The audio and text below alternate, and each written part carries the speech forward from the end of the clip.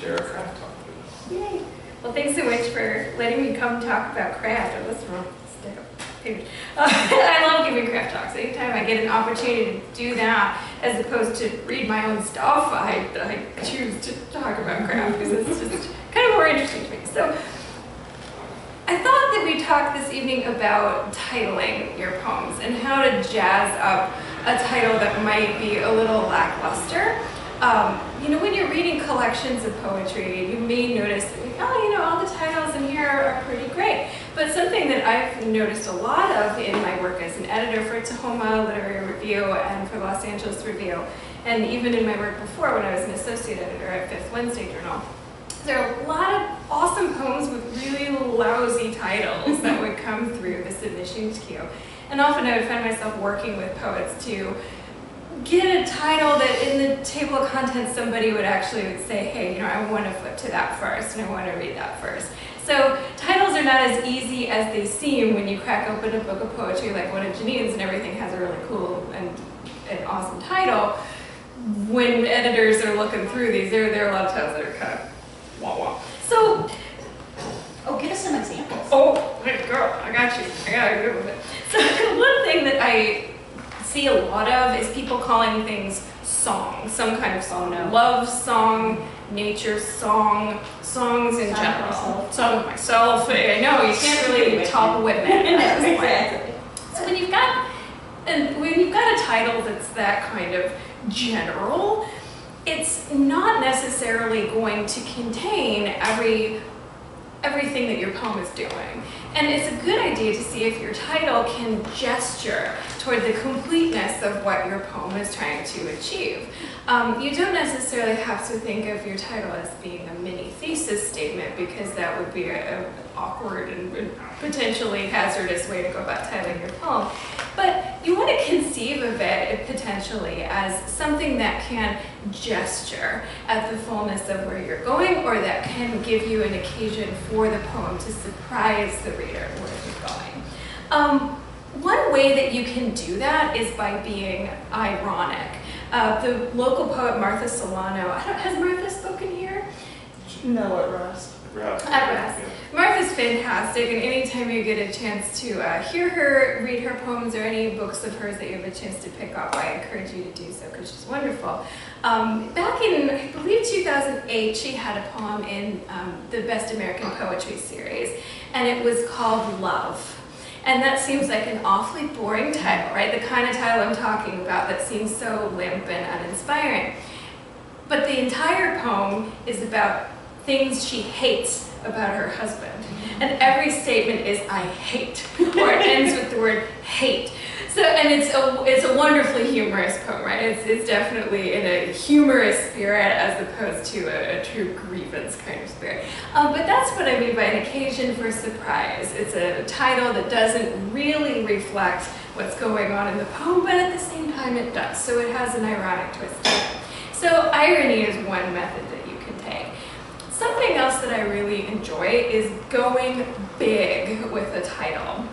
Particularly when a poem is complex and you want your title to contain some multitudes. Go for an oversized title. Just as if you were a fashion designer and you want to play with volume, you can play with volume in your title as well. One example that I really love is from the first issue of Tahoma Literary Review. It's the poem that I chose to start the issue out. And it's called Ars Poetica, disguised as a love poem, disguised as a commemoration of the 166th anniversary of the rescue of the Donner Party. You've got to read that, right? I mean, when you see that in your table of contents, you want to crack that open and see what's going on there. I mean, how could this poem fail to be really interesting and cool, right? So go big, play with that. If you're feeling uninspired with the title of a poem, see if you can play with this idea of disguises or this idea of layering as a fun way to get at what the poem is really about and really doing. Another trick that you can try is to start with a line that you've stolen from another poet. Another example from the Tahoma Literary Review comes from Shandel Beers, who is an Oregon poet. I don't know if any of you are familiar with her work, but she's a really, really excellent poet. And she has a poem in the first issue of Tahoma Literary Review, and it takes a line from Robert Frost's famous poem, Out Out. Does that poem sound familiar? Out Out is a great poem. It's one of those that teachers in high school really want you to read to learn about onomatopoeia. Right? There's like the buzz of a saw as some kid accidentally saw his arm off. It's sort of a gruesome poem, but it's worth reading. So in Shandel's poem, she takes a line. She starts with one line from Out Out as the title of her poem. And that title is, "And they, since they were not the one dead, turned to their affairs." And it gives a wonderful sort of somber sense that we're entering this poem that is going to be about some heavy-duty material. And one of the ways that that poem achieves that gravitas and that sense of seriousness is by calling on that kind of authority that Robert Frost brings to the table simply by being Robert Frost. And Robert Frost, titling his poem Out Out, does anybody know where that reference is from? Out Out, Brief Candle, right, so drawing from Macbeth, and so that's a way that Frost was calling upon that same tradition, to look to the authority here and use that as the title of the poem. So that's actually a wonderful tradition that you can kind of take part in, particularly when you want to evoke a particular mood or a tone, and you think that the poem is something that a lot of people are going to know as relating to that mood or tone. It's a great way to set the stage for your poem. So you might even take a line from Shandel's poem and start your own if you wanted to really keep this going, like a game of telephone.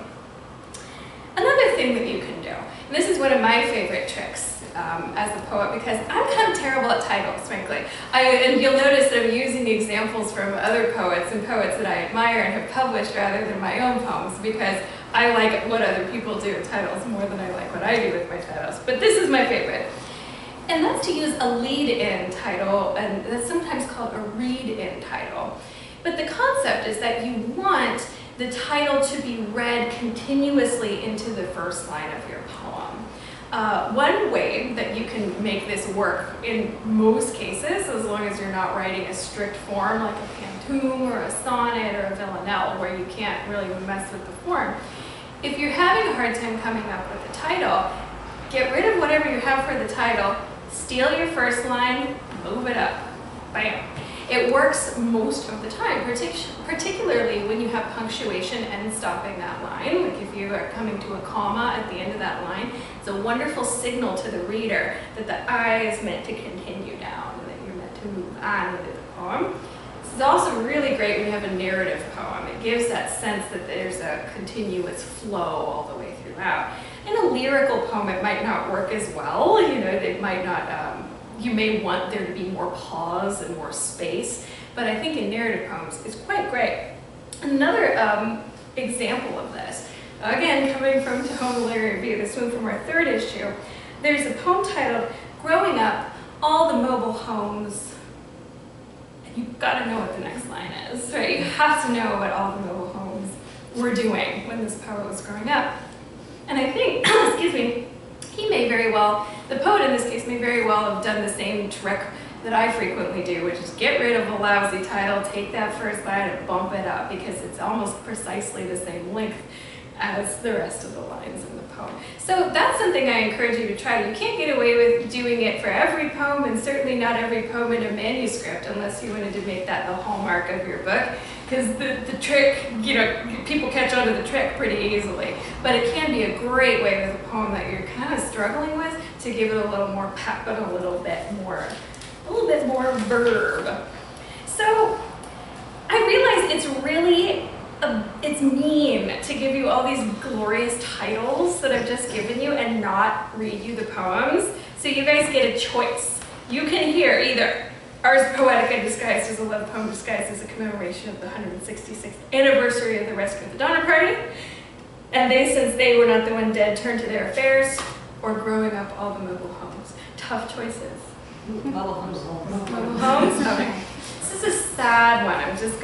I'm gonna warn you. It's a downer, but it's so fun. So this is by a poet named Arian Katzenbras. He's a young guy working on a degree of some sort at like Virginia Tech or something. But I think he's fantastic, and I think we'll probably be seeing a full collection from him for too long. Growing up, all the mobile homes looked like orphan teeth in the Nevada desert.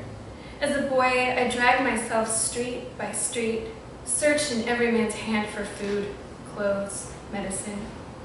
I lived in every retired sky, dragged open and talking me into rough repair, searched in the burning head wound where my stepfather's steel hands coaxed my mute blood out in puddles. And those hands are still there, like a crude halo threatening to glow. Every tree was tinder. No tree houses were built.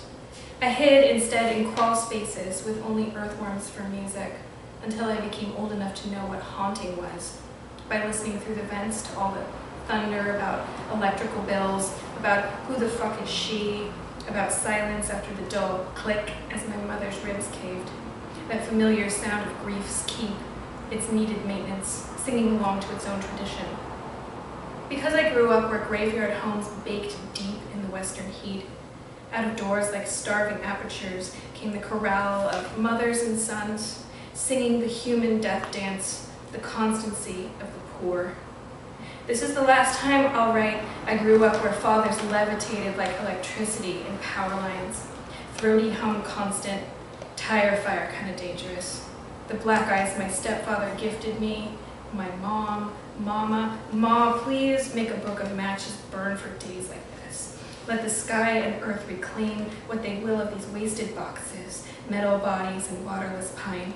Reclaim our fathers who holler in the street high on their want for death, high above us like patron saints of the hammer of quick, clean brutality. Heartbreaking poem, but he's good.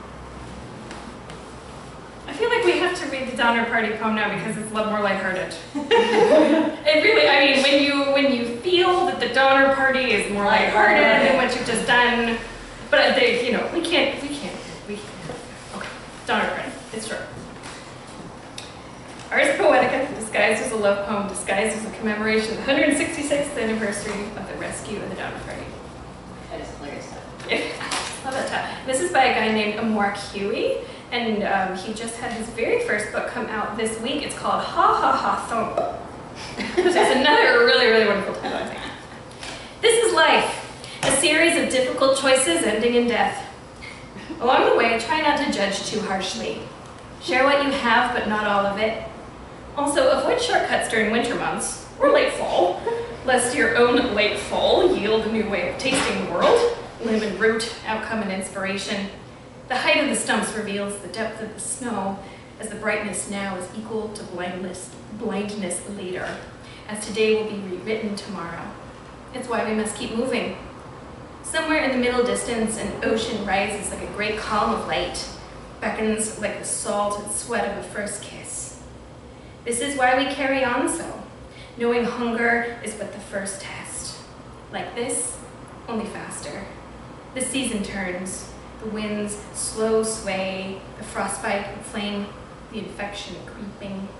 I thought myself too tired to go on, and then you appeared, as if from California, or heaven, and held out your hand, and my ghost bones stirred. I let you in, you carried me out. Nice.